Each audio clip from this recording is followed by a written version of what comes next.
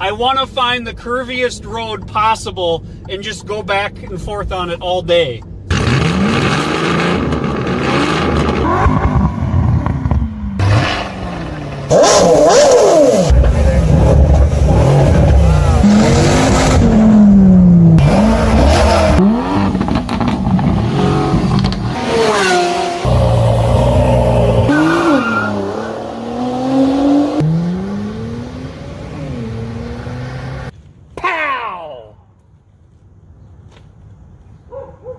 Welcome back to our channel, guys. We're glad you tuned into our video.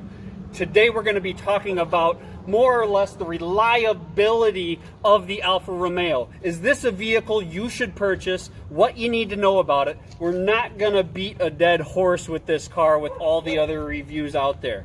We're going to talk about specifically factual numbers, factual information about if you should put one of these in your garage. In doing so, we will cover just some of the generic basics so you understand what you're up against.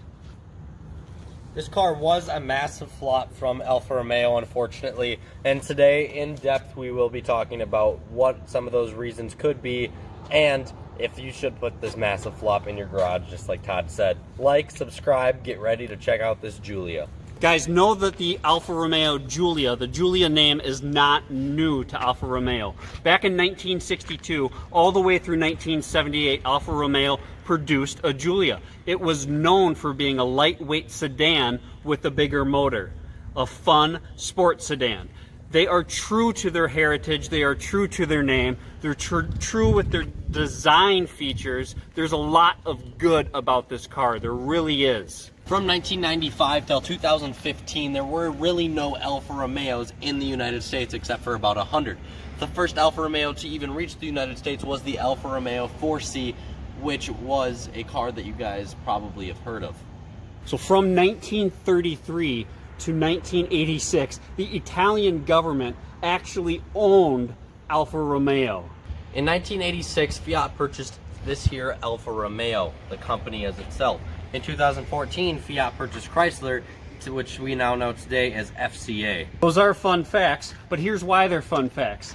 The Giulia was actually supposed to be based on the Dodge Dart or the Chrysler 200 platform. Alfa Romeo said, heck no, we are making this car special. This is an all-new specific platform to the Giulia. They said they handed the vehicle development off to their special division, and they came up with what was going to be the best handling sports sedan on the market. There is definitely a lot of good in the Giulia. It shares a lot of the components with its big brother, the Quadrifoglio, Filippo, whatever you want to call it. The roof on the Quadrifoglio is carbon fiber, as well as the trunk lid. In the base and the TI, like this model, this is the TI trim optioned model. This is aluminum, as well as the trunk lid. But guys, they do have the same gear ratios, the same gearing as the Quadrifoglio, regardless of the model. Also, all models have a carbon fiber drive shaft. This is an all-wheel drive model, so both of those drive shafts would then be carbon fiber, right? So what that does is that's providing that amazing 50-50 weight distribution, which makes this car awesome to drive. Guys, check how far back this motor is mounted. They have this pushed back into the cabin as far as they can go. They have awesome bracing to stiffen up this front end. That is what this car is all about, is handling. That is why I'm making this point. This car is a handling monster. The engine, Austin will tell you about. 280 horsepower, 306 torque, inline 4, turbo. It's a quick motor for this car. It definitely would be a lot faster with the Quadrifoglio, but with a tune, you actually can get about 50 more horsepower and a little over 55 torque, which is pretty sweet. When I hear those numbers, I see those numbers, even before driving the car, I know this is going to be a zippy car. It's not going to just be a completely exhilarating, put you back in your seat, but that those are proper numbers that are high enough to let you know this car will scoot, will move. It has a 0 to 60 time that is just a tick over 5 seconds, guys, and it has a very respectable quarter-mile time. Everyone said it. It's a unique design. It's beautiful. It's very Italian, right? It's a beautiful car. And with that beauty, there's also functionality. Every one of the inlets you see, the radiator more or less spans the entire front end, and from about here up is the intercooler, right? And if you look over here on the sides, each of the sides, there's another inlet. That inlet is specific to braking. So if you come over to the passenger and driver wheel well, you'll see where that inlet in those bottom grills are going. So guys, the main intent of this video is to talk about all these Alfa Romeos, the Giulias that are on the market right now, and these very attractive pricing. We heard all these reviews from the Car and Drivers Motor Trends of the world talking about how amazing this car was to drive. And then we started seeing all these reliability reviews and comments that are kind of plaguing the name. So I'm going to give you some numbers from 2017 and 2018. This is for U.S. car sales to just kind of give you a perspective, right? So 2017, the Alfa Romeo Giulia, there was 8,900-ish units sold in the U.S. 2018, there was 11,500. I'm going to put that into perspective real quick with the BMW 3 Series. 2017 3 Series, just under 60,000. 2018 3 Series, over 44,000. Now, I'm going to give you some more comparison to a car that is probably kind of on more of a level playing field with the Giulia, and what that is the Jaguar Xe. Why I chose this car to tell you guys about is because Jaguar as well has been trying to climb their way out of this reliability reputation for many years. So I'm going to use the Jaguar Xe, which would be similar in size to the Giulia, has a similar starting price, high 30 range. Obviously the Quadrifoglio is in a class of its own. The Xe does have an R Sport package, which is an amazing car as well.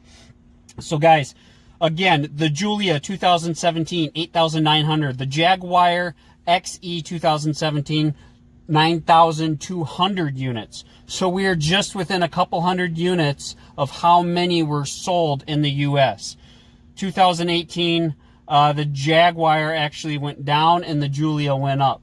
So I'm going to tell you about the 2017 models just to give you an idea with some factual information. So guys, these numbers I'm giving you are current information off of Auto Trader 2019 in the month of August. I'm talking specifically about 2017 used models, and again, I'm comparing the Jaguar Xe to the Alfa Romeo Giulia. In total, across the entire United States, the Alfa Romeo Giulia has just under 400 units for sale. The Jaguar Xe has just a smidge above 400. So again, these are very level playing field as far as the numbers that were sold back in 2017 and what is currently for sale today on the used car market. But guys, again, the starting prices start very similar and they rise very similar until you get into the Quadrifoglio or whatever. But listen to the range in prices right now on Auto Trader. The Giulia, the cheapest one, a rear-wheel drive only, take that into account, but that's the same story on the Xe. The Giulia's cheapest Alfa Romeo Giulia is $19,900. The most expensive one, again, that's going to be a Quadrifoglio, obviously, is $62,000. The Jaguar Xe, however, again, Jaguar is a brand that is struggling to rebuild its reputation. In my opinion, one of the most underrated brands on the market today, but that's for another time. The Jaguar's pricing, $27,900 up to $42,900. Guys, there's like a $10,000 gap in depreciation for cars that were the exact same model. Out of all of those examples Todd just gave you on this Giulia with the certified pre-owned warranty, there are 0 options for a used Giulia with a certified pre-owned warranty. But in the Jaguar XE's example, there are 100. So I did take a lot of time to research the used car market on these Giulias. Obviously, I'm interested. I'd love to have one, but here's just a few quick things that I was catching on forums. There was someone from a Jaguar dealer that commented, this is one of 2 cars they could not get an aftermarket warranty contract signed up for. The other one was the Maserati, how do you say it? Ghibli? On forums, people's opinion on this here Giulia is that this would be a really great weekend car, really fun car on the weekend, but this is not the kind of car that you want for your daily driver. So, a used Giulia, how is the interior holding up and everything? How does it feel to even be in here in the first place? First of all, this is a very affordable car at the starting price that this has, and they have to keep the cost low to build the car, of course. So the materials in here are actually extremely cheap, but they're the most well-done, cheap interior materials that I truly have ever seen in a car. I mean, all of this is just plastic crap, but it looks beautiful. Even this is a plastic screen on top of this. You can hear it, but the way that they wrapped it around to come into your gauge cluster is absolutely beautiful. All these cheap materials, the way that they use these to flow together on this interior is done very well. Good job, Alfa Romeo. So since this is the Alfa Romeo TI model, we do get a bit more bolstering on the seats here, and it does feel pretty nice sitting in there. They are actually very useful bolsters and not just big and around your body and not doing anything. We also get a nice leg extender, a nice manual leg extender, which always is nice to have in cars. And these seats do look very nice. You can see in the back seats they look very nice as well. Excuse the low tire pressure, sorry about that. But the only complaint I do have on this entire car is infotainment, screen and everything. We're not going to go through all the infotainment stuff, but just my only complaint is this here. You only have these 4 options for what displays on here, and I really do think it would be cooler if, like in Mercedes, BMW, all those other companies, they have things on there where it's performance, even more gas mileage, even more options for radio and stuff that you can view on there. And I do wish the Alfa Romeo would have had that built into there. Guys, Alfa Romeo really did do a good job on the platform and drivability of this car. The experience, the exhilaration that comes with driving this car on edge or to the limits, it's really like none other. It's a great handling car. The issue is my assumption is that they spent so much money and time on that R&D that they kind of dropped the ball in other areas. For example, they have Chrysler in their back pocket. They have the Uconnect system in their back pocket. Why would they not have put that proven awesome system in here instead of their special Alfa Romeo system that has numerous flaws? All right, guys, we're going to hit it quick. 6 feet tall, 220, sitting in the driver's seat. Very comfortable. Love the seats, love the steering wheel. What's the back seat like? Let's go. I have to work at getting my feet tucked under the seat there. However, when I get situated, I don't have much room for my feet to go at all. But sitting back here, the seat is nice. I have enough headroom. I do have enough leg room with a 6-foot driver up front. Comfortable enough. I don't like how cramped my feet feel, though. So Todd, what does the Alfa Romeo Giulia feel like to drive?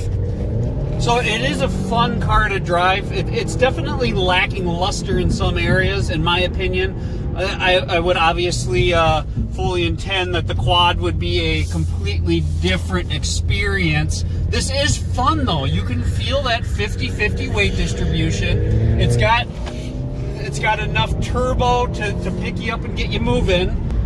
This truly is a driver-oriented car. Like, if you're in the market for just a small sedan, I don't think you're gonna appreciate it. Yeah, it's beautiful, but driving this car closer to the limit, getting a little more into turns, that's where you're going to enjoy this car more.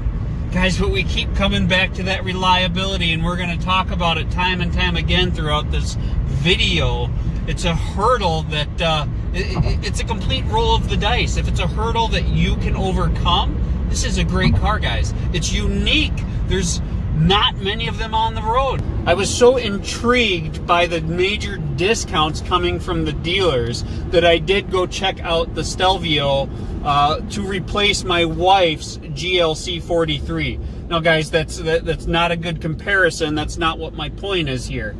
But the discount was almost 15,000. I think it was even slightly more than 15,000 off the MSRP because they were still holding on to last year's model. So guys, they're having a hard time selling these. There's no denying that. But comparing that Stelvio, the whole point in that is I spent some seat time in the Stelvio. The Stelvio obviously has a much higher sitting position. This is definitely sportier. That is a well-handling SUV, but you can't really compare the two. It is clearly a SUV versus a sports sedan, comparing the two Alfa Romeo, Stelvio, and Giulia that we are in. So guys, I love taking turns in a car. I absolutely love it. When you get into a turn and you hold your line, you can feel your bicep tense up and you're just holding your line. This car makes it so enjoyable on twisty roads. The turns are flawless, they're effortless, which means obviously it gives you more confidence to enter those turns with speed, which could get you in trouble.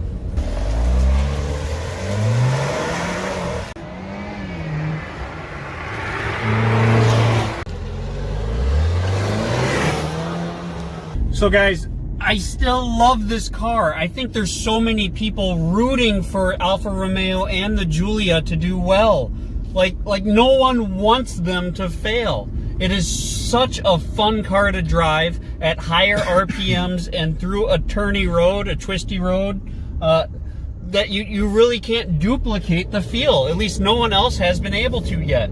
The issue is the plagued reliability. Guys, if you have the funds to make this a weekend autocross car or a weekend cruiser, then do it. If you're looking for a $30,000 car, then buy a $24,000 Giulia and have that money in a nest egg for possible repairs. Maybe you'll get lucky and maybe you won't have issues. But what I can say is there are a lot of reviews online on the Giulia from current owners, and if you are a current owner, I want your take. I want you to comment below on if you've had issues with yours or if it's been reliable. Everything I read online just has this bad taste around the reliability of these.